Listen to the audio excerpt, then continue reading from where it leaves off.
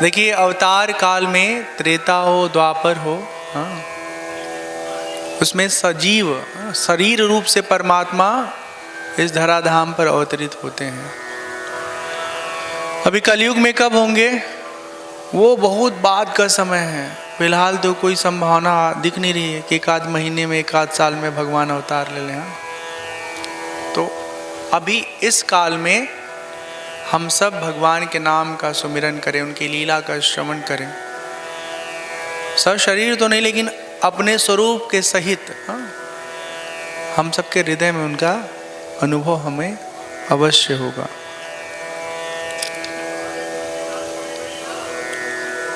तो हम लोग कथा श्रवण कर रहे थे। भगवान ने अपने कृपा से, अपने प्रताप से यमुना जी को कालिया नाग से मुक्त किया। उसके प्रभाव से यमुना जी को हमेशा के लिए मुक्त कर दिया। आगे एक बहुत सुंदर कथा आती है, यज्ञ पत्नियों पर भगवान की कृपा।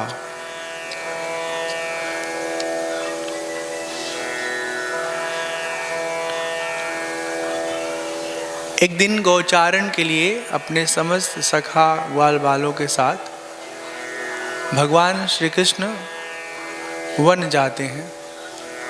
जाते जाते बहुत दूर पहुंच जाते हैं।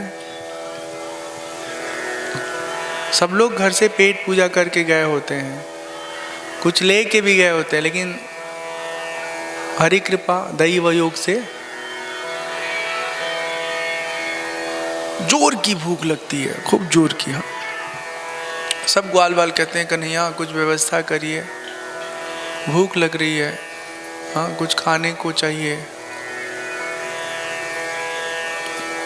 कान्हा कहते हैं प्यारे मित्रों, यहाँ से कुछ दूरी पर वेदवादी ब्राह्मण बहुत सारे सपरिवार रहते हैं। वो आंगिरस नामक यज्ञ का आयोजन किए हुए हैं। ये यज्ञ स्वर्ग जाने की कामना से युक्त व्यक्ति करता है। तो आप उनके पास जाओ और वहाँ बताना हमारे बारे में, कुछ न कुछ दे देंगे वो लोग, लेके आना, फिर सब हम लोग मिलके भोग लगाएंगे। ग्वाल बाल कुछ झुंड में जाते हैं और दरवाजे पे भी ब्राह्मण लोग मिल जाते हैं। ये लोग कहते हैं हमारे कान्हा को भूख लगी है। तो उनको यकीन ही नहीं होता कौन कान्हा, कहाँ का कान्हा, चलो भगो यहाँ से, भूख लगी। अभी पूजा शुरू नहीं हुआ तुम लोग को भूख लग गई। हमारी पूर्णाहुति के दिन पूजा भी शुरू नहीं हुआ है और तब तक लोग कहें भूख लगी है। तो आप क्या करोगे? यही कहोगे। पहले पूर्णाहुति होगी, उसके बाद हाँ प्रसाद जो है व्यवस्था किया गया वो प्रदान किया जाएगा। मुंह लटकाए सबके सब चले आते हैं। भगवान कहते हैं क्या हुआ, उदास क्यों हो? बोले दिया ही नहीं हम लोगों को कुछ। भगवान कहे तुम गलत नंबर डायल कर दिए थे। पंडित जी लोगों से थोड़े मिलना था, पंडिताई लोगों से मिलना था। हाँ, पंडित जी लोग तो पकड़ पकड़ के हाँ बाहर से दान लेके आते हैं। दान करने की प्रवृत्ति पंडिताई लोगों में होती है। तो एक बार उनको जाके बताते, देखो फिर क्या होता है। दोबारा जाते हैं और छुप करके जो ब्राह्मणी है, ब्राह्मण देवता की घर वाली, उनको बताते हैं ग्वाल बाल, आप विप्र पत्नियों को हम नमस्कार करते हैं। हम आपको बताना चाहते हैं कि हमारे साथ कान्हा है और उनको भूख लगी है और हम लोगों को भी लगी है, तो उस खाने होने के लिए वो प्रसाद तो दे दीजिए, बड़ी कृपा होगी। वो ब्राह्मण लोगों की जो पत्नी थी ना, जो कुछ भी बनाई थी सब थाल में भर भर के हाँ पिछले दरवाजे से, चुपके वाले दरवाजे से हाँ ले करके भगवान कृष्ण के पास आ जाती हैं। भगवान कृष्ण को प्रणाम करती हैं। वो इतना कुछ आया है ना, भोग लगाने के लिए कि खूब लोग छक करके आनंद से जो पकवान थे उनका सेवन करते हैं, सब आनंदित हो जाते हैं। भगवान कहते हैं कि आप लोग बहुत भले हैं, हमारा बड़ा ख्याल रखे। हे देवियों, आपने हमारी जो सेवा की उसके लिए हम आपको आशीर्वाद देते हैं, सदा सुखी रहिए, सदा आनंदित रहिए, कोई कष्ट ना आए आपके जीवन पर। ब्राह्मण पत्नियों ने कहा, हे कृष्ण, हम आपको पाने के लिए कई जन्मों से साधना कर रहे हैं, आपकी भक्ति में लीन है, हम सब कुछ छोड़ के आपकी शरण में आए हैं, अतः अब हमें वापस मत करिए, आप जहाँ रहते हैं ना वहीं हम भी रह लेंगे। अभी कुछ देर पहले हमने बताया ना, जब भगवान कालिया दहन किया, कालिया जो नाग था उसको यमुना जी से दूर किया, तो उस समय भगवान कृष्ण की आयु 6 वर्ष की थी। मान लीजिए अभी वो 6.5 के होंगे, 7 के होंगे, ठीक है। 7 वर्ष की आयु के लिए जो बालक हैं उसकी भावनाएं कैसी होंगी, उनके प्रति सब समर्पित हैं। कहती हैं हम घर नहीं जाएंगे, हम आपके साथ आपके घर जाएंगे। भगवान सबको समझाते हैं, हमारे घर नहीं चलिए, अपने घर जाइए आप। हाँ, देवियों, तुम्हारे पति, पुत्र, माता पिता, भाई बंधु, कोई तुम्हारा तिरस्कार नहीं करेगा, सब लोग तुम्हारा सम्मान करेंगे। हम पर यकीन करो, विश्वास करो, कोई अनैच्छिक व्यवहार आपके साथ नहीं होगा, कोई ऐसा व्यवहार नहीं करा जाएगा आपके घर वालों के द्वारा जिससे आपको पीड़ा हो, तकलीफ हो, कष्ट हो। सुखदेव जी कहते हैं, परीक्षित, श्री कृष्ण भगवान की बात सुनकर के सभी जो ब्राह्मणी हैं अपने नगर को लौट आती है, अपने घर को लौट आती हैं। जब ब्राह्मण लोगों को मालूम चलता है कि सच में हमारी घरवाली भगवान कृष्ण से मिल के आई हैं, तो उनको बड़ा पश्चाताप होता है, काश हम भी मिल लिए होते, कितना अच्छा रहता। हम उस ग्वाल बाल की बातों पर यकीन कर लिए होते तो हम भी उनका दर्शन कर पाते। पर अच्छी बात है कि हमें जो लाभ नहीं मिला, हमें जो सौभाग्य नहीं मिला, वो हमारे गृहिणी लोगों को प्राप्त हुआ। बड़े प्रेम से, आदर सत्कार के साथ अपने अपने घर वाली का सब सम्मान करते हैं, स्वागत करते हैं। और यहाँ पर भगवान जो यज्ञ पत्नियों पे कृपा करते हैं, ये प्रसंग पूरा होता है। बोले कृष्ण चंद्र भगवान की जय। भगवान कृष्ण, उनके जीवन में एक ऐसा प्रसंग आता है जिसको रास प्रसंग कहा जाता है, रास लीला के नाम से हम जानते हैं। एक ऐसा शब्द है जिसका व्यवहार में, लोक में बहुत ही उल्टा पुल्टा मतलब निकाला जाता है, पर यहाँ ऐसा नहीं है। सोचिए, कल्पना करिए, कितनी छोटी आयु है भगवान कृष्ण की। 6 साल, 7 साल, 8 साल का बालक निर्मल होता है, उसके अंदर वासना नहीं होती है, और परमात्मा तो वासना से परे हैं। व्यवहार में लोग कहते हैं, अरे देखो कृष्ण कन्हैया लाल बन रहे हैं। अरे कृष्ण कन्हैया लाल कोई नहीं बन पाएगा, उनके जैसा आप श्रृंगार कर सकते हैं, सज सवर सकते हैं, तिलक लगा सकते हैं, मुकुट पहन सकते हैं, मोर पंख लगा के बहुरूपिया बन सकते हैं, लेकिन भगवान कृष्ण कोई नहीं बन सकता। वो जिस समय लोगों के बीच में है, उसी समय वो लोगों से अप्रभावी भी हैं, अनासक्त भी हैं। हमारे आपके जिंदगी में थोड़ी सी प्रतिकूलता आती है तो हम विवल हो जाते हैं, हम लाचार हो जाते हैं, टूट जाते हैं, कमजोर हो जाते हैं। भगवान कृष्ण का मन देखिए, रणभूमि के मध्य महाभारत की युद्ध शुरू होने वाली है और वहां पर चित्त शांत करके गीता का ज्ञान सुनाते हैं, आत्मा परमात्मा जीव जगत का स्वरूप बताते हैं, मोह कैसे छूटे ये सब साधन बताते हैं। तो भगवान कृष्ण के जैसा कोई नहीं हो सकता है। और असावधानी पूर्वक भगवान कृष्ण के बारे में कोई बात कभी नहीं करनी चाहिए। कृष्ण किसी का शरीर नहीं चाहते हैं, वो मन चाहते हैं, और इसलिए चाहते हैं कि मन जब भगवान में लगा रहेगा तो जीव संसार में नहीं भटकेगा, परमात्मा के सुमिरन में खोया रहेगा।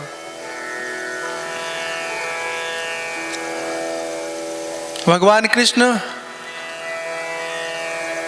यमुना के तट पर अपना बांसुरी का तान छेड़ते हैं और आज ऐसा सुंदर वादन करते हैं कि उनकी जो सखियां हैं वो सब अपना घर का काम धाम छोड़ करके भगवान कृष्ण के समक्ष पहुंच जाती हैं। बहुत देर तक एक दूसरे के साथ वो खेलते हैं, लीला करते हैं, आनंदित होते हैं। भगवान कृष्ण मन में सोचते हैं कि ये हमारे साथ इतनी खुश हैं, अगर हम इनसे थोड़ा दूर हो जाते हैं, अपना अभाव दिखाते हैं, तो देखें इनका कैसा भाव है, क्या विचार इनके मन में उठता है। तो कुछ देर के लिए भगवान अंतर ध्यान हो जाते हैं, गायब हो जाते हैं। जब भगवान को नहीं पाती हैं गोपियां, छटपटाने लगती हैं और विरह वेदना में कातर होकर के वो कहती हैं,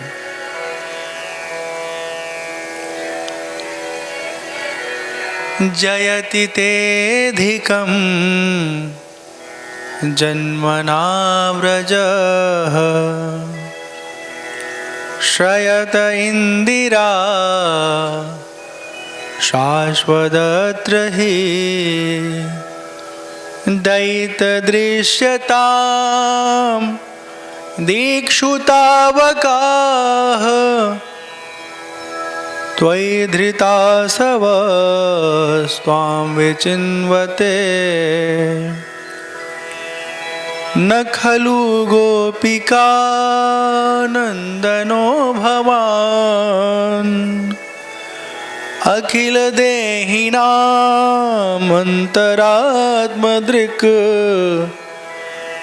विखन सार्थितो विश्वगुप्तये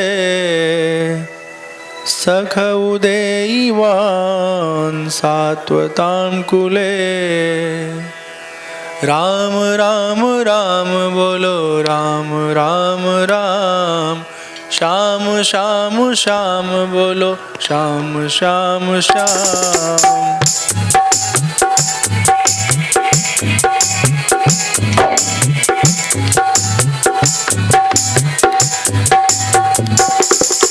राम राम राम बोलो राम राम राम, राम राम राम बोलो राम राम राम।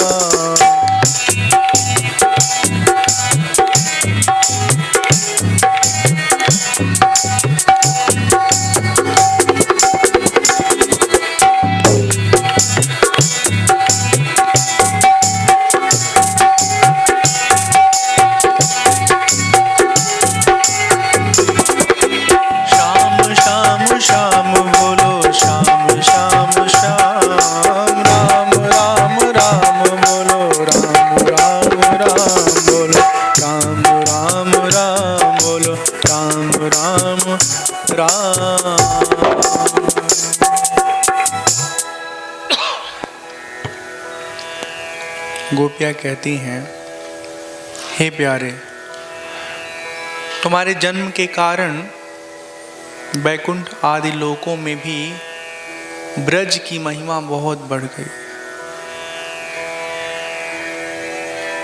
हे प्रियतम, देखो तुम्हारी गोपियाँ तुम्हें ढूंढ रही हैं, अपना सब कुछ तन मन प्राण सब समर्पित करके तुम्हारे लिए वन वन में भटक रही हैं। तुम केवल यशोदा नंदन ही नहीं हो, सच तो यह है कि समस्त शरीरधारियों के आत्मा हो, साक्षी हो, अंतर्यामी हो। सखे, विश्व की रक्षा करने के लिए यदुवंश में तुमने अवतार लिया है।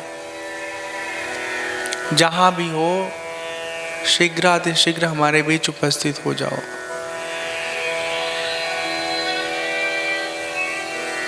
हमारे प्यारे स्वामी, तुम्हारे चरण कमलों से भी सुकोमल और सुंदर, जब तुम गौओं को चराने के लिए ब्रज निकलते हो ना, तब यह सोचकर कि तुम्हारे चरणों में कहीं कोई कंकड़ न चुभ जाए, हमारा मन बेचैन हो जाता है। बहुत भावुक होकर करुण भाव में भगवान कृष्ण से अपना विनय करती हैं, निवेदन करती हैं। भगवान कृष्ण कुछ देर बाद प्रकट हो जाते हैं और पुनः सब गोपियों के साथ, जितनी गोपियां हैं उतने रूप धारण करके भगवान सबके साथ नृत्य करते हैं, सबको आनंदित करते हैं। और इस आयोजन के बाद भगवान कहते हैं, हे गोपीजन, आप अपने अपने नगर को, गांव में जाएं, अपने अपने घरों को जाएं और जो आपका जीवन है, जो आपकी जिम्मेदारी है, उसका निर्वाह करें। असल में गोपियां जाने को तैयार नहीं हैं। वो कहती हैं हम सब कुछ छोड़ के आए आपके शरण में, अब हम आपके साथ रहेंगे, कहीं और नहीं जाएंगे। भगवान सबको समझा बुझा के सबके घर की ओर सबको भेज देते हैं।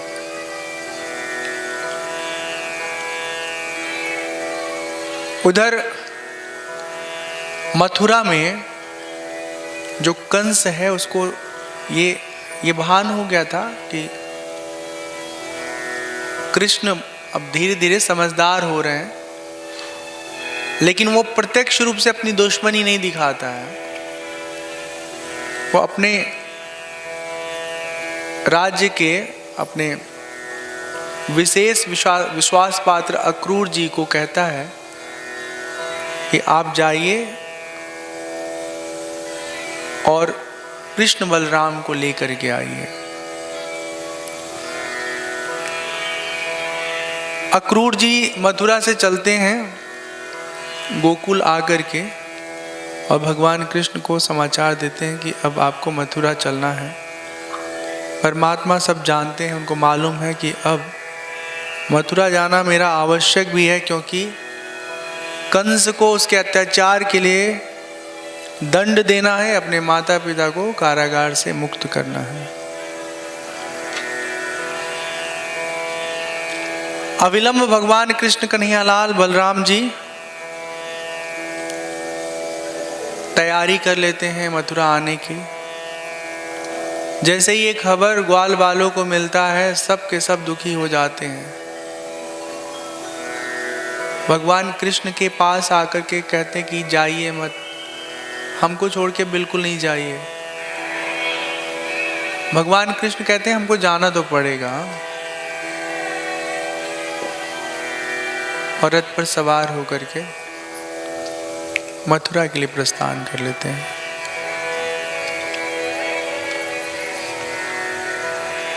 मथुरा में जब भगवान पहुंचते हैं तो वहां एक बहुत बड़ा आयोजन किया होता है कृष्ण के स्वागत में, और भगवान कृष्ण के साथ छल करने के लिए कंस।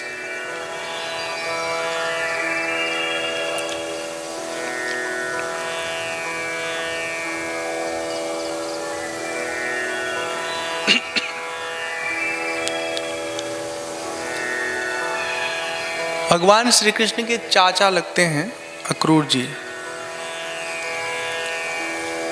भगवान कहते हैं, चाचा जी, मैं और दाऊ भैया आपके साथ आपके घर आएंगे, हाँ, लेकिन उससे पहले बहुत सारी जरूरी कार्य है, वो करना है। द्रोही कंस को मारना है, अपने माता पिता को कारागार से मुक्त करना है। सुखदेव जी कहते हैं परीक्षित जी से, एव मुक्तो भगवता सो क्रूरो विमानाइव पुरीं प्रविष्टः कंसाय कर्मावेद्य गृहं ययौ। परीक्षित भगवान अक्रूर जी से अपने मन की बात कह करके और उनसे विदा हो करके वो मथुरापुरी में प्रवेश करते हैं। कंस को जब ये समाचार मिलता है तो कंस बड़ा प्रसन्न होता है, बड़ा आनंदित होता है, क्योंकि आज कंस ने भगवान कृष्ण और बलराम के वध के लिए ऐसी चाल चली है कि उसे लगता है इसमें हम विजय प्राप्त कर लेंगे, पर ऐसा हो नहीं पाता है। भगवान जब मथुरा में प्रवेश करते हैं तो उबटन बना करके कंस को ले जाने वाली कुब्जा से भगवान का मिलना होता है। भगवान कहते हैं, अरे सुनो, ये क्या ले जा रही हो? तो कहती है कि ये महाराज, हमारे वहाँ के जो राजा है ना, उनकी हम बहुत खास सेविका हैं, उनके लिए हम बहुत सुगंधित, बहुत गुणकारी ये उबटन बनाए हैं, महाराज लगाते हैं हमारा बनाया उबटन।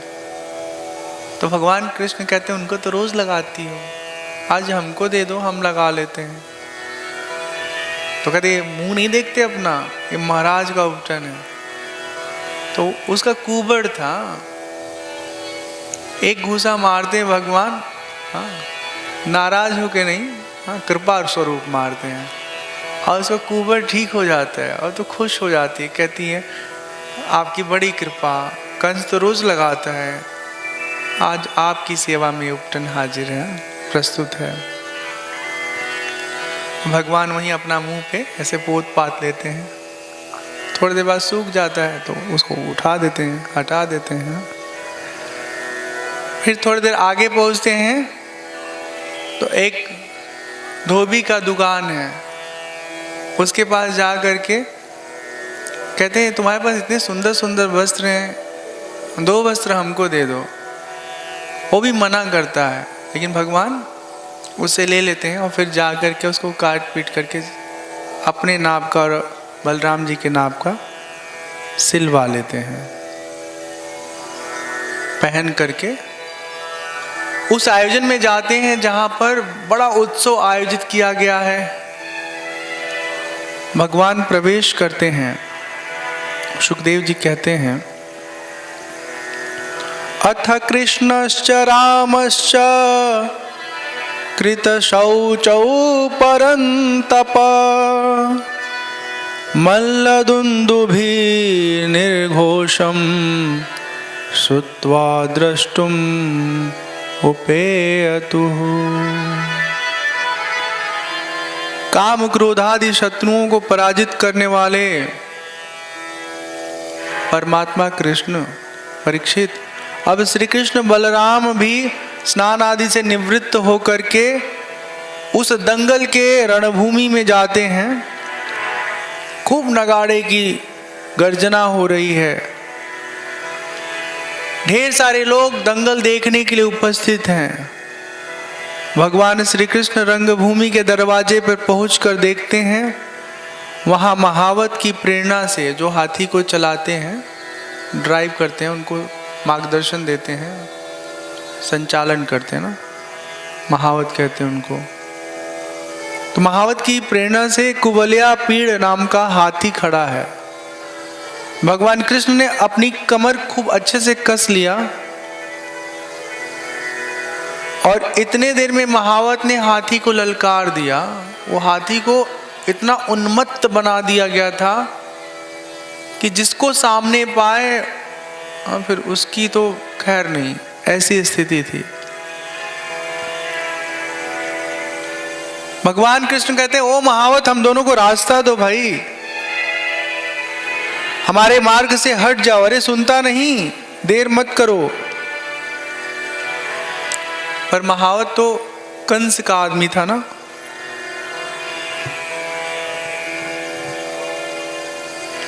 महावत ने अपनी हाथी को बलिया पीड़ को इस तरह से निर्देशित किया कि वो भगवान की ओर बहुत जोर से दौड़ी आक्रमण करने के लिए।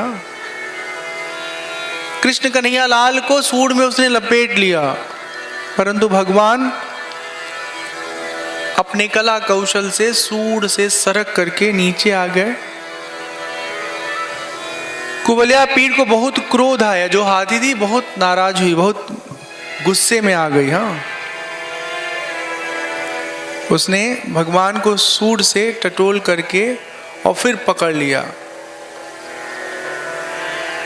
परमात्मा कृष्ण सबके सामने देखते ही देखते, किसी को पता ही नहीं चला कब उछल करके उस पर प्रहार किए और उस हाथी के दोनों दांत को तोड़ दिए। हाँ, और एक जोर का प्रहार मारे।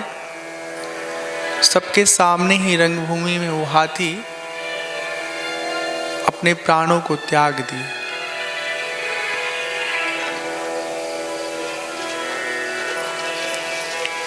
और महावत का तो हालत खराब, भगवान उसको भी नहीं छोड़ते हैं। और इस तरह से कुवलया पीड़ के प्रहार को अप्रभावी करके भगवान उसका वध कर देते हैं। आगे दो बहुत बड़े योद्धा हैं, चारूर और मुष्टिक। वो भगवान की ओर दौड़ते हैं भगवान को मारने के लिए, भगवान उनका भी वध कर देते हैं। और फिर भगवान उछल करके उस स्थान पर पहुंचते हैं जहां पर कंस बैठा था। एक झपट्टा मारते हैं, सबसे पहले कंस का मुकुट गिर जाता है। उसके केसों को पकड़ करके उस रंगभूमि के मध्य लेके आते हैं।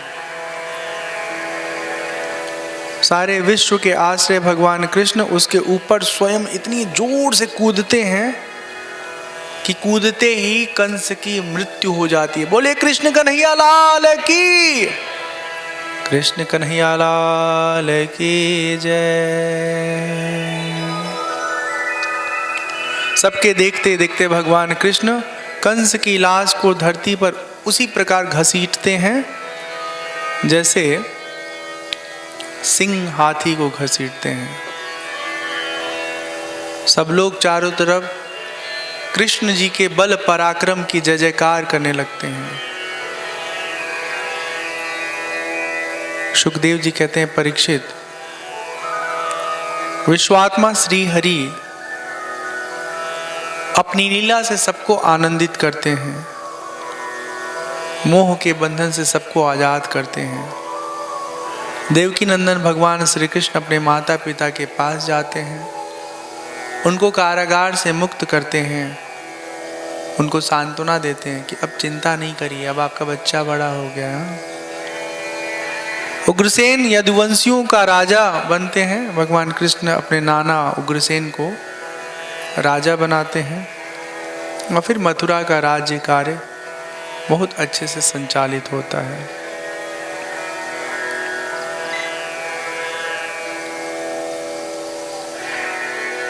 सुखदेव जी परीक्षित जी से कहते हैं, परीक्षित, कुछ दिनों की बाद नंद बाबा मिलने आते हैं मथुरा।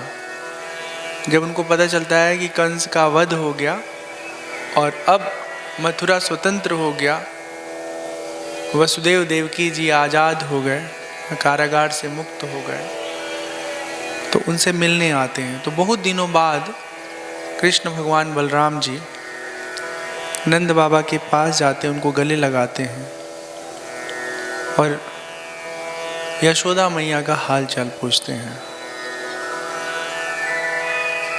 एक दूसरे से समाचार लेकर के सब बड़े आनंदित होते हैं, सबको खुशी होती है। भगवान कृष्ण कहते हैं, हे पिताजी, अब आप ब्रज को जाइए और वहाँ आपका बहुत सारा कार्य है। बहुत समय तक आप मथुरा में रहेंगे तो वो कार्य अधूरा रहेगा, जिम्मेदारी अधूरी रहेगी।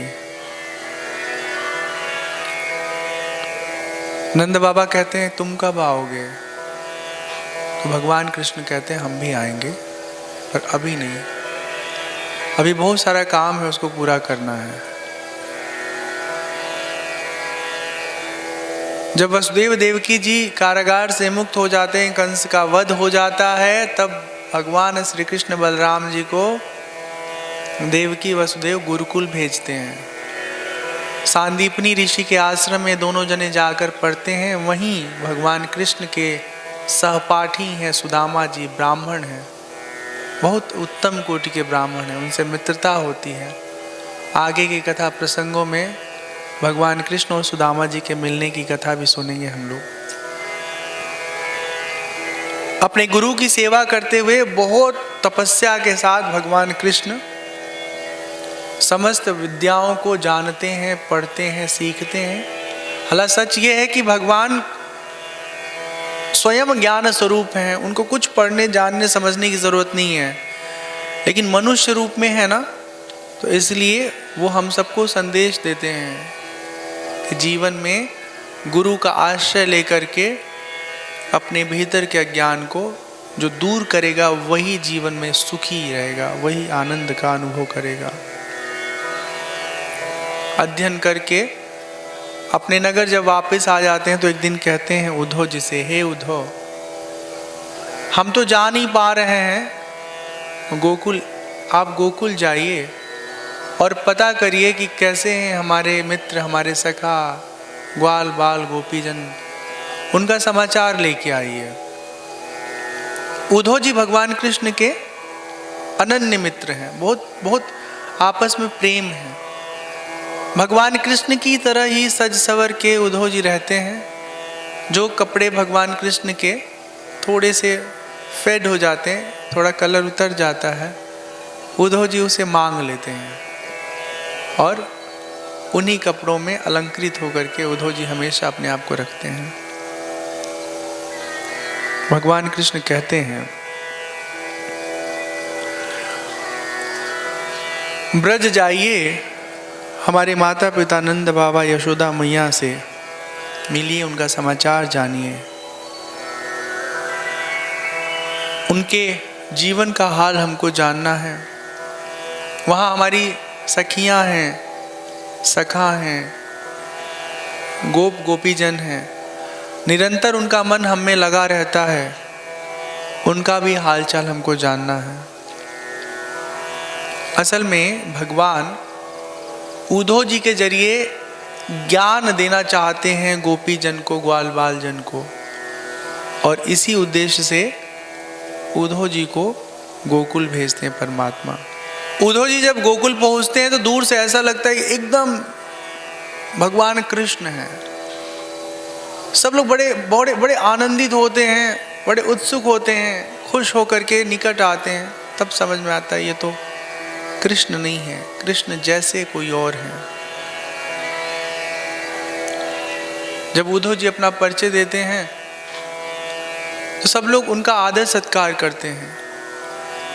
अपने प्रियतम, अपने प्रेमी के परिचित व्यक्ति आए हुए हैं तो इसलिए कोई कष्ट न हो इस बात का हर कोई ख्याल रखता है। जब धीरे धीरे घुल मिल जाते हैं और देखते हैं उद्धव जी की गोप गोपियाँ अत्यंत दुखी हैं भगवान कृष्ण के विरह वेदना में, तो उनको समझाते हैं उद्धव जी कि कृष्ण आपसे अलग तो है नहीं, कृष्ण तो आपके हृदय में है, अंतर्यामी रूप में हमेशा विद्यमान विराजमान रहते हैं।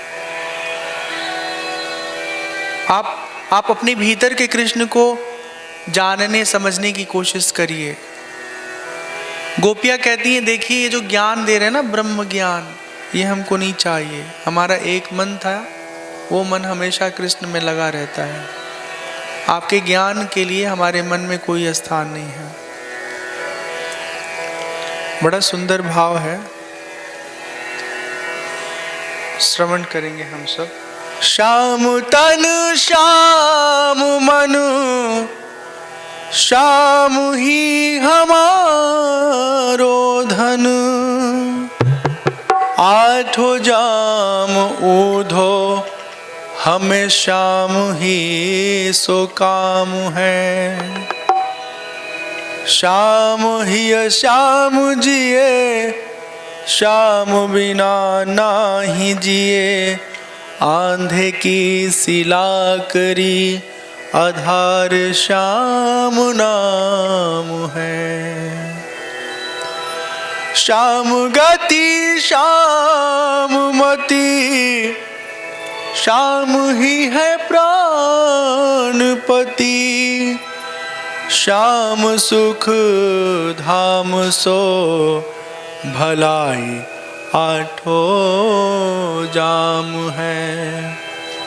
उधो तुम भय बौर, पाती लेके आए दौड़।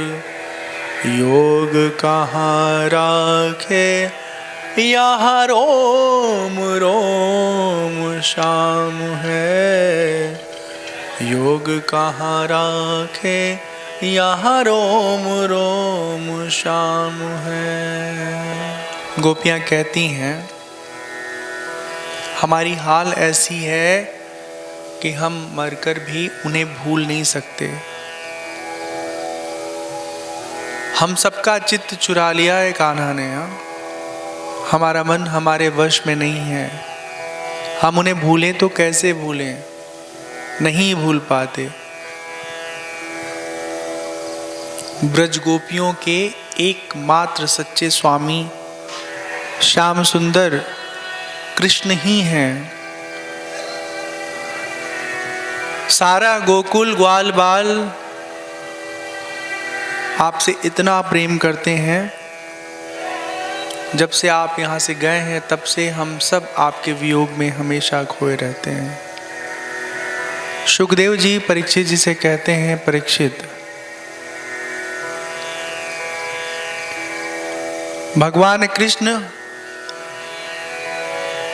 ग्वाल बालों के जीवन में बहुत बहुत बहुत अहम स्थान रखते हैं।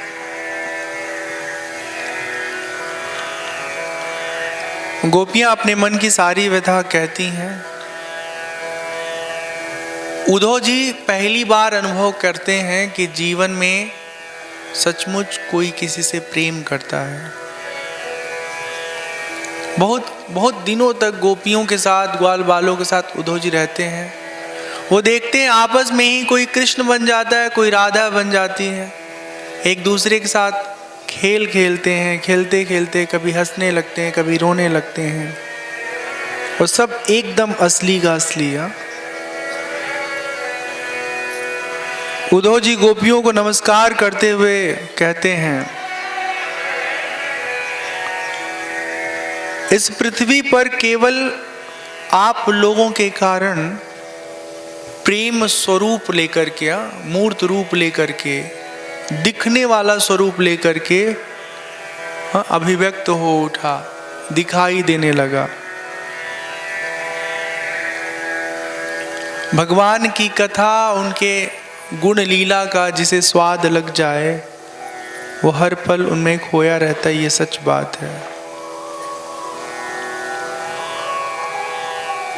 इन गोपियों ने भगवान श्री कृष्ण की लीला के संबंध में जो कुछ गान किया वह सब तीनों लोगों को पवित्र कर देगा, सदा सर्वदा पवित्र करता रहेगा। सुखदेव जी परीक्षित से कहते हैं, कई महीनों तक ब्रज में रहकर उद्धव जी बड़ा आनंदित होते हैं और फिर अब मथुरा जाने के लिए गोपियों से, नंद बाबा से, यशोदा मैया से आज्ञा प्राप्त करते हैं। ग्वाल बालों से विदा लेकर के उद्धव जी मथुरा की यात्रा को आरंभ करते हैं।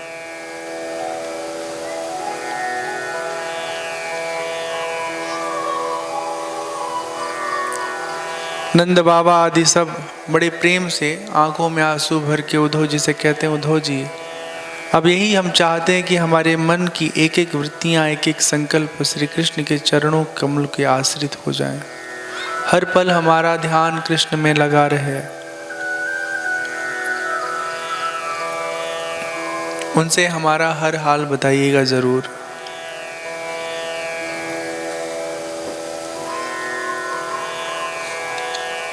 उद्धव जी आ जाते हैं भगवान कृष्ण के पास और सारा समाचार बताते हैं। भगवान कृष्ण बहुत भावुक हो जाते हैं। कृष्ण भगवान के जीवन का जो एक स्वरूप ये है ना कि वो जिस समय प्रेम करते हैं अपने भक्तों से, अपने प्रेमी जन से, उसी समय वो उस प्रेम के प्रभाव से अपने आप को मुक्त भी रखते हैं। लेकिन इसका मतलब ये नहीं कि प्रेम करते ही नहीं हैं। असल में जीव का, मनुष्यों का जो प्रेम होता है ना, वो प्रेम नहीं होता है, वो प्रेम बंधन होता है। जब आप किसी से प्रेम करते हैं, अपने पुत्र से, अपने पति से, अपनी बेटी से, तो आदमी उसके साथ मोहग्रस्त हो जाता है। लेकिन परमात्मा जब प्रेम करते हैं तो परमात्मा मोहग्रस्त नहीं रखते खुद को। हाँ, तो ऐसा है परमात्मा का प्रेम।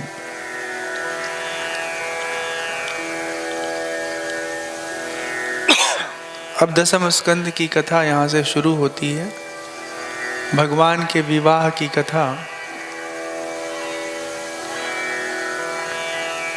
और उसके अलावा एक मुचकुंद है, उसकी मृत्यु का यहाँ पर विवरण है। भगवान काल यवन नाम का एक बहुत बड़ा दुष्ट है, तो मुचकुंद के जरिए उसका वध कराते हैं, ये कथा है। हाँ, तो थोड़ा सा नाम संकीर्तन करके कथा में प्रवेश करेंगे। हरे राम हरे राम राम राम हरे हरे, हरे राम हरे राम राम राम हरे हरे।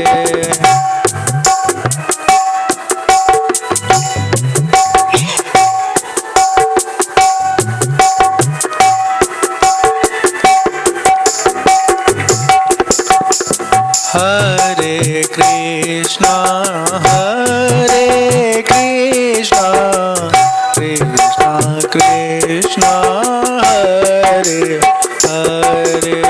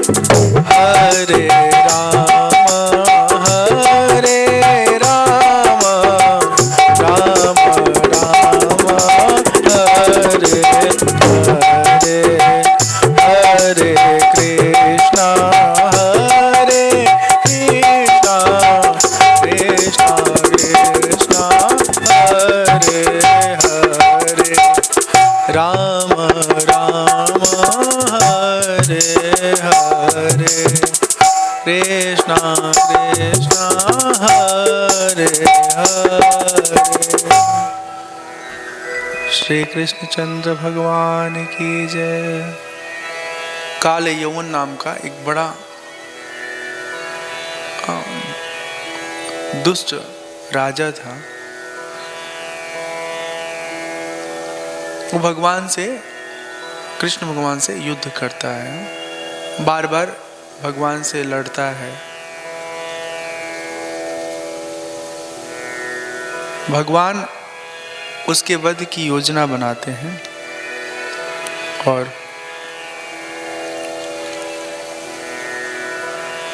वो कालयवन जो है एक जरासंध है जो भगवान के दुश्मन है। भगवान से जरासंध भी बार बार लड़ाई करते हैं। सुखदेव जी परीक्षित जी को कथा सुनाते हुए कहते हैं कि 17 बार 23 अक्षौहिणी सेना इकट्ठी करके मगध राज जरासंध भगवान कृष्ण से युद्ध किए। 17 बार। और भगवान जानबूझ के ना उसका वध नहीं करते थे। भगवान चाहते तो पहले बार में ही सफाया कर देते थे, लेकिन जानबूझ के छोड़ते रहे। जानते क्यों छोड़ते रहे?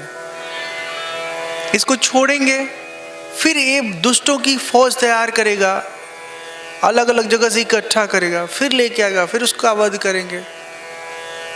मतलब जैसे ढेर सारी कील आपके कमरे में कहीं बिखर जाए तो आप उसको इकट्ठा करने का सबसे बढ़िया तरीका क्या चुनते हैं? एक चुंबक लाते हैं, ठीक है, और असली मान को के इसे घुमाते हैं, सब कीलिया पे चिपक जाता है और फिर उसको आप इकट्ठा करके अलग कर देते हैं। तो ये एक विषम दृष्टांत है, समझने के लिए है कि जब जरासंध को छोड़ते हैं भगवान तो फिर वो बदले की आग में लाल होकर के ना वो अपने जैसे दुष्ट लोगों को इकट्ठा कर लेता है, फिर भगवान से युद्ध करता है। तो भगवान सबको मार देते हैं, बस उसको 2 चालों को छोड़ देते हैं ताकि अगले बार फिर इकट्ठा करके लाएगा। अब भगवान एक एक आदमी को ढूंढने जाए तो कितना समय खराब होगा। तो इसीलिए ये अपनी योजना के तहत परमात्मा उसको छोड़ देते हैं। 18वीं बार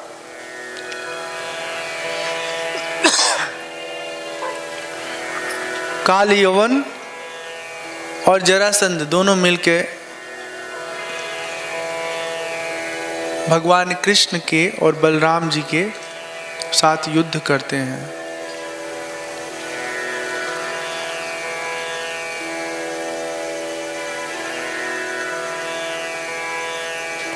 बलराम जी भगवान कृष्ण से विचार करते हैं, कहते हैं कि एक ऐसा दुर्गम नगर बनाया जाए जिसमें हमारी प्रजा सब के सब लोग सुरक्षित रह सकें। तो परमात्मा योग माया के प्रभाव से द्वारका जी में एक बहुत बहुत सुरक्षित नगर बनाते हैं जहाँ पर कोई आक्रमण करके भगवान के प्रजा को तकलीफ न पहुँचा सके। और मथुरापुरी से सबको ले जाके द्वारका में सुरक्षित रख देते हैं। और फिर जब वो आक्रमण करता है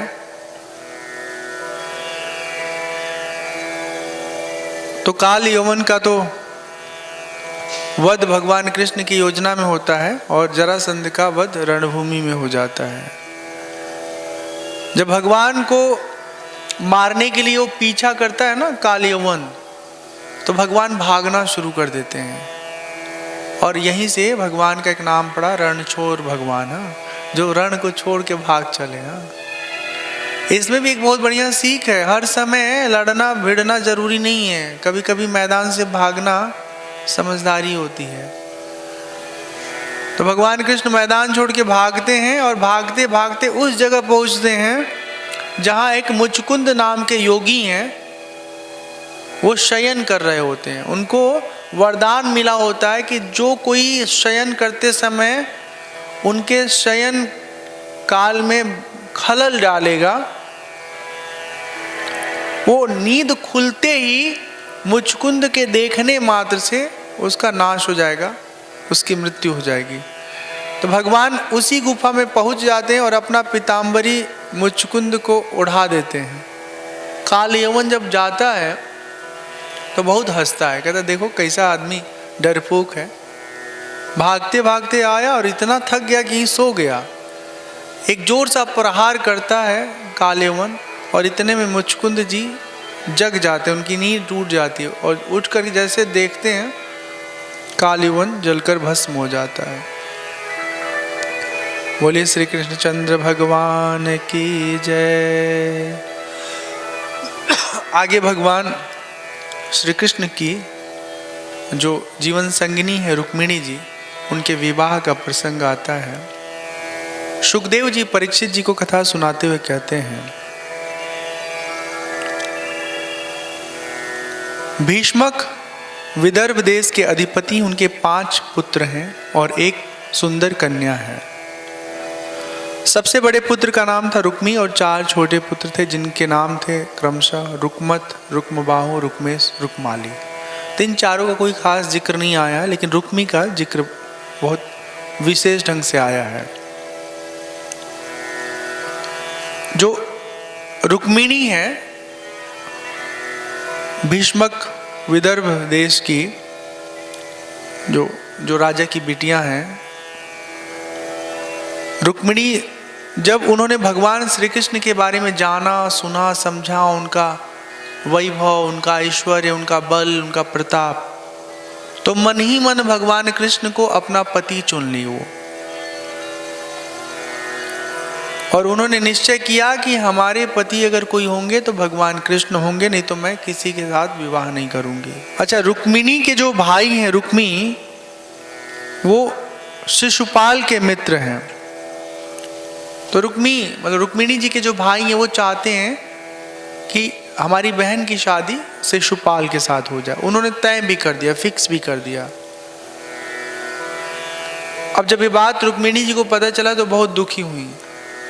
उन्होंने एक ब्राह्मण को दूध बना करके, पत्र लिख करके भगवान कृष्ण के पास भेजा। ब्राह्मण भगवान कृष्ण के पास पत्र ले जा करके पहुंचाए। पत्र में लिखा था कि हे भगवान कृष्ण, हमने मन ही मन आपको अपना जीवन साथी चुन लिया है, हम किसी और को स्वीकार नहीं कर पाएंगे, आपकी शरण में आए हैं, आप स्वीकार करिए। अब भगवान जो है जब ये पत्र पढ़ते हैं तो भावुक हो जाते हैं। जो आदमी भगवान की शरण में खुद को रख ले उसको भगवान कभी नहीं त्यागते हैं। भगवान योजना बनाते हैं। श्री कृष्ण ने यह जानकर कि रुक्मिणी के विवाह की तिथि तय हो चुकी है, तनिक भी विलंब करेंगे तो फिर रुक्मिणी हमको पा नहीं पाएगी। ब्राह्मण देवता को रथ पर चढ़ा लेते हैं, फिर खुद भी सवार हो जाते हैं और खूब तीव्र वेग से विदर्भ देश भगवान कृष्ण पहुंच जाते हैं। रुक्मिणी के भाई हैं, वो शिशुपाल से विवाह करने की पूरी तैयारी करके रखे हैं।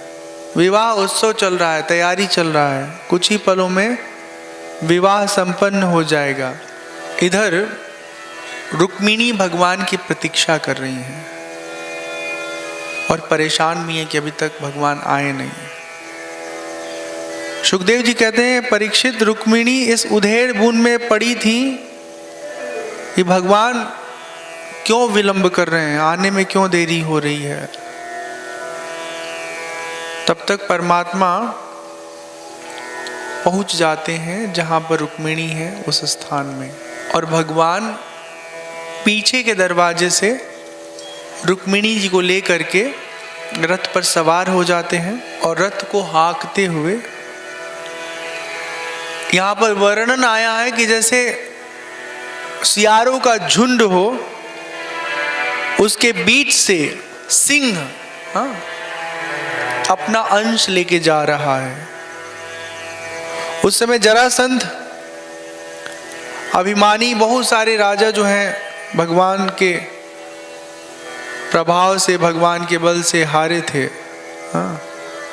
सबके सब अपने आप को धिक्कारते हैं। भगवान कहते हैं रुक्मिणी से, हे सुंदरी, आप तनिक भी डरिए मत, किसी तरह का कोई नुकसान, कोई तकलीफ आपको नहीं होगी। और रुक्मिणी जी को ले जाकर के सुरक्षित अपने नगर में पहुंचा देते हैं। वहाँ विधि विधान से विवाह होता है और भगवान श्री कृष्ण इस तरह विवाहित हो जाते हैं। बोले कृष्ण कन्हैया लाल की जय। अब भगवान श्री कृष्ण के विवाह के बारे में कहा जाता है कि उनके 16,100 और जो पत्नियां थीं, तो इतनी ढेर सारी पत्नियों के स्वामी थे परमात्मा श्री कृष्ण। लेकिन लोग समझ नहीं पाते हैं कि किस स्थिति में परमात्मा ने इतने लोगों को स्वीकार किया। एक भौमासुर नाम का असुर था, वो क्या करता था, अलग अलग राज्यों पर चढ़ाई करता था और राजाओं को पराजित करके उनके राज्य में, उनके घर में जो कुंवारी कन्याएं होती थीं उनको बंदी बना करके अपने पास रखता था। और इस तरह उसने 16,100 कन्याओं को बंदी बना रखा था। जब भगवान कृष्ण को पता चला तो भगवान कृष्ण उसका वध किए और उन 16,100 कन्याओं को मुक्त किए उसके बंधन से। अब कन्याओं ने कहा कि हे भगवान, हमको इससे तो छुड़ा दिए हैं, पर आप बताओ हमें कौन स्वीकार करेगा। और एक सच में बहुत बड़ी विडंबना है आज भी, अगर दुर्भाग्य से मर्द के मेहरारू स्वर्ग सिधार जा, हाँ, तो वो 30, 35, 40, 50 साल में भी उनका बियाह हो जाए। और दुल्हा ऊपर चल जा तो वो बेटी का जो जीवन बा वो बहुत मुश्किल से पार लगेला। तो एक समाज की विडंबना है। हालांकि सोच समझ विचार बदल रहा है और कई सारे समाचारों में हम लोगों ने सुना होगा, देखा होगा कि बेटा अब नहीं रहा, बहू है तो माता पिता मतलब जो सास ससुर है वहीं अपने बहू का विवाह कर देते हैं और उनको सुखी रखने के लिए अपना जो भी सहयोग होता है देते हैं। तो अब चीज़ें बदल रही हैं, काफ़ी अच्छी चीज़ें हो रही हैं, विचार लोगों के बदल रहे हैं, लोग खुले विचार के हो रहे हैं। लेकिन पहले के दौर में बहुत समस्याएं थी, बहुत कष्ट था। तो जब कन्याएं कहती हैं कि हमको कौन स्वीकार करेगा, परमात्मा कहते हैं कि क्या करे बताओ। तो उन्होंने कहा कि हे परमात्मा, हम आपकी शरण में आए, हमको अपने शरण में स्थान दीजिए। तो भगवान इकट्ठे एक ही मंडप में 16,100 रूप धारण करके सब कन्याओं से विवाह करते हैं और उनको अपने आश्रम में एक उत्तम जीवन देते हैं। ठीक, तो शौक से भगवान ने इतनी विवाह नहीं की थी। हाँ, भगवान आश्रय देने के लिए ये विवाह किए हैं। श्री कृष्ण चंद्र भगवान की जय। कह दो सवरिया से, कह दो सवरिया से आया करे जरा, कह दो सवरिया से आया करे जरा, कह दो सवरिया से।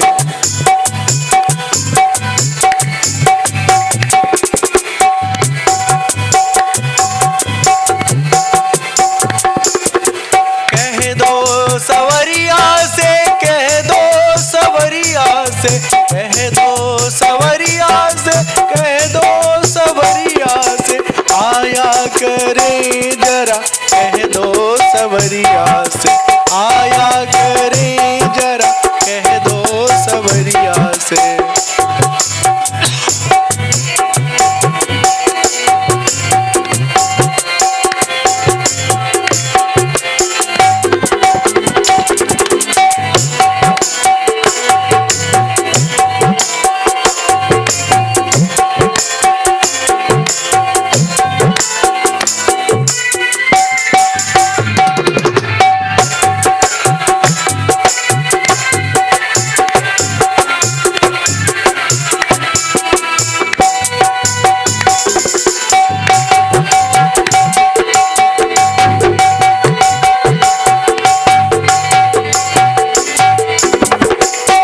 सावली सूरत मोहनी मूरत, सावली सूरत मोहनी मूरत, सपने में दर्श दिखाया करे जरा, कह दो सवरिया से आया करे जरा, कह दो सवरिया से।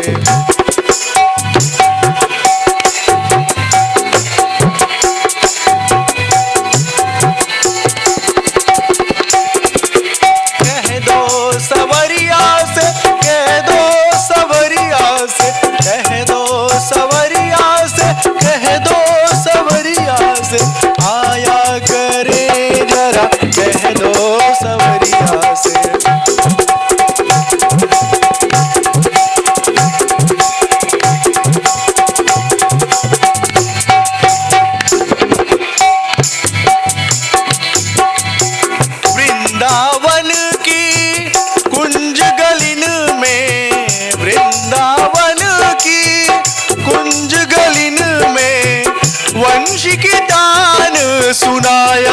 करे जरा कह दो सवरिया से, आया करे जरा कह दो सवरिया से।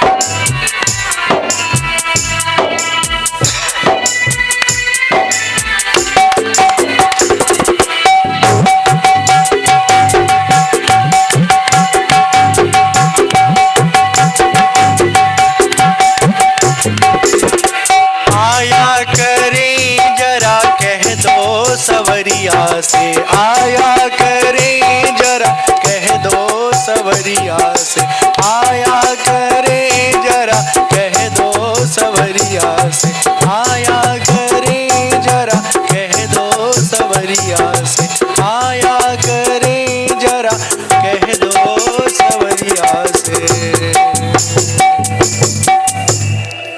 श्री कृष्णचंद्र भगवान की जय, राधा रानी सरकार की जय। तो एक दिन की बात है,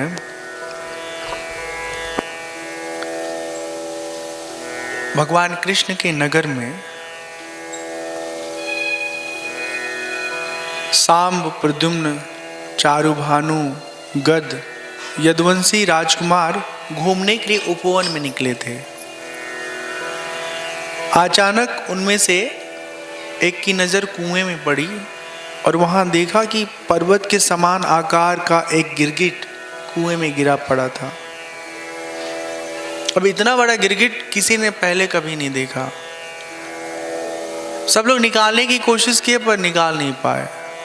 जब ये समाचार भगवान श्री कृष्ण को मिला तो परमात्मा आए और सबके आंखों के सामने अनायास परमात्मा ने उस गिरगिट को बाहर कर दिया। जैसे ही परमात्मा का स्पर्श लाभ उसको मिला, वो अपने गिरगिट योनि से मुक्त होकर के एकदम सुंदर, बहुत दिव्य रूप धारण कर लिया। भगवान तो सब कुछ जानते थे, लेकिन सबको बताने के लिए उन्होंने प्रश्न किया, हे महाभाग, आप कौन हैं? सुखदेव जी परीक्षित जी को कथा सुनाते हुए कहते हैं, इति स्म राजा संपृष्टः कृष्णेनान्तमूर्तिना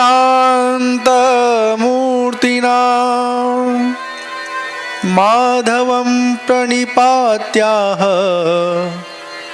किरीटेनार्कवर्चसा।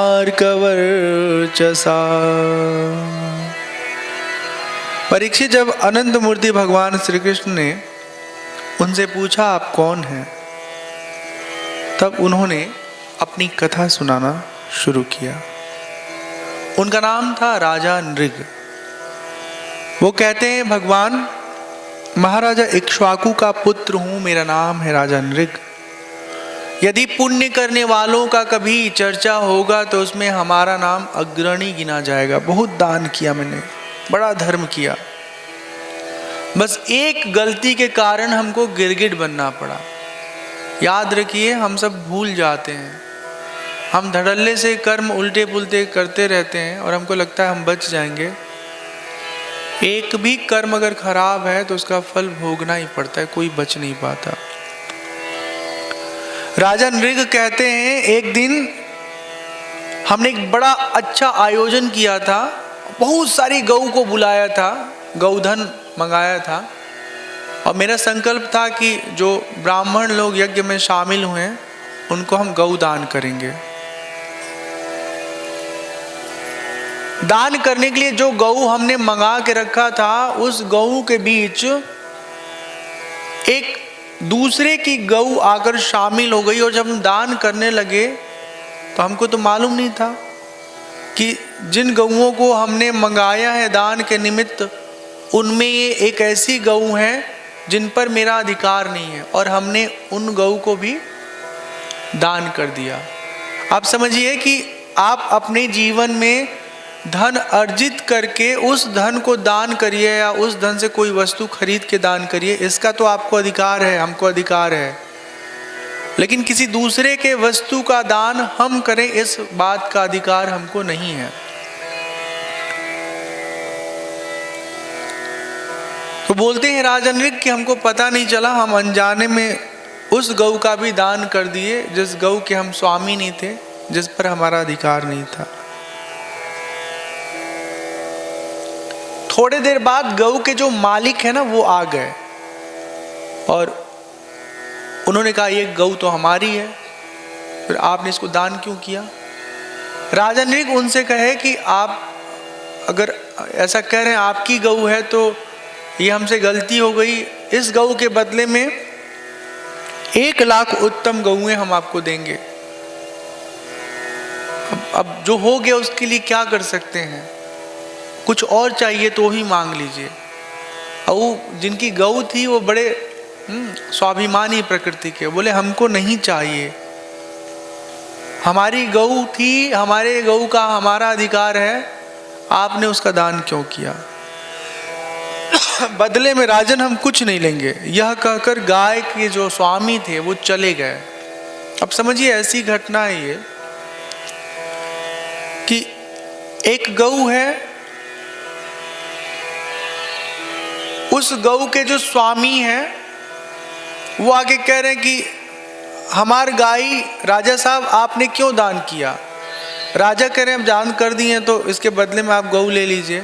वो कह रहे हैं हमको नहीं चाहिए बदले में कुछ भी। और इतना ही नहीं, वो गऊ मैया को ले भी नहीं जाते अपने साथ, क्योंकि वो संकल्प हो चुका है ना। तो अब जो गऊ का स्वामी है उस पर भी उसका अधिकार नहीं है, जिसने गऊ का दान किया उस पर गऊ का अधिकार नहीं है। एक बड़ी विकट परिस्थिति बनती है। राजन तुम पहले अपने पाप का फल भोगना चाहते हो या पुण्य का? जब राजा नृग का जीवन पूरा हुआ और उनके कर्म का लेखा जोखा तय हुआ तो उनसे पूछा गया कि अपने पुण्य को पहले भोगेंगे कि पाप को पहले भोगेंगे? तो राजा नृग ने कहा कि हम चाहते हैं कि अपने पापों का कर्म पहले भोग लें। और जैसे ही हमने ये कहा वैसे ही हमको ये गिरगिट की योनि प्राप्त हो गई। हाँ, और आज आपका दर्शन लाभ प्राप्त हुआ तो हम इस योनि से मुक्त हुए। इस कथा का सार ये है कि जिन चीज़ों पर हमारा अपना स्वामित्व तो नहीं है उन चीज़ों में दखल अंदाजी कभी ना दें। जैसे दूसरे की बेटी है, हाँ, और हम अपने अगुवाई में कहीं उसका विवाह करा दिए, ठीक है, उसको तकलीफ हुआ, दूसरे की वस्तु है, हमने उस वस्तु को उनसे बिना पूछे क्या अपने मन से दान कर दिया, ये निषिद्ध है। ऐसा नहीं करना चाहिए। आपके घरे अमरूद लगल बा, हम यहाँ आइल बाटी घूमे के वैलस भूखाइल पियासल अमरूद तूर के हम दे दिहली उनका अमरूद हम तूर के दान करते हैं, इसका अधिकार नहीं है। अगर दान करना है तो अपने जेब से अपनी बचत राशि से कुछ निकालिए और दीजिए और उसका पुण्य लाभ प्राप्त करिए, ठीक। तो और एक और बात जान लीजिए, अगर कोई चीज़ आपको उपहार मिला है तो उसका उपयोग करिए स्वयं, वो आपके लिए मिला है, उसका दान मत करिए। अगर दान करना है तो अपने से अर्जित कोई वस्तु का दान करिए। हाँ, और सीधा सीधा इसका मतलब ये है कि जो धन आप कमाए हैं बचाएं उसमें से कोई दान करने के लिए चीज़ खरीदिए और दान कर दीजिए। ये नहीं कि फलाने आपको दिए तो आपने उस चीज़ को उनको दे दिया, उन्हें उसका उसको दे दिया, तो ये सही नहीं है। बोलिए श्री कृष्णचंद्र भगवान की जय।